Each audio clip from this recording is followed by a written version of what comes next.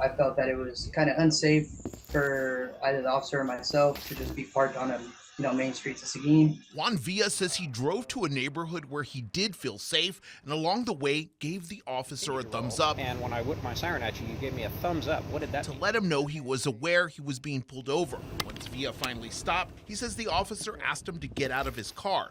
Villa says he told the officer he was going to start a Facebook Live. You can put both hands up here. I was aware that I was going to be recording, and so then I placed the phone on the hood. Why did you choose In the not video, to the pull officer over at asked him why he didn't pull over sooner. Just pulling into a location where I knew was safe for both parties. Then more officers arrive. One of the other officers began to ask the police officer that's in frame, You got a looting? and then eventually he said, yes, I do. At that point, I still wasn't under arrest. For all my 9,000 followers. While that interaction is going on, Villa mentions his 9,000 followers watching. And it's at that point the officer grabs his phone and throws his phone into a police unit.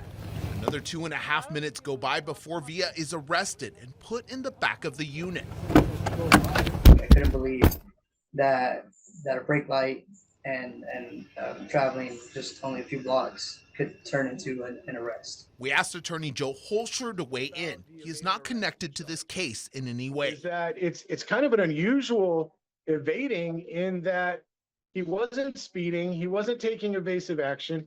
He threw a thumbs up to the cops to let them know that he saw them and was going to respond. That's not evading. Holscher says Texas law gives you the right to look for a safe spot to pull over. Holscher also disagreed with the officer's action of taking Villa's phone away. In Texas, you can record and are not interfering with the duties of a public servant as long as what you're doing is speech only. So as long as you don't touch an officer, your recording is protected speech, especially if you're live streaming to an audience. Now, in a statement, Seguin police say in part that Villa failed to yield and continued driving for several blocks before stopping, and say his phone was taken away once it was determined he would be arrested and was secured and placed inside the vehicle for safekeeping, which is consistent with standard procedure.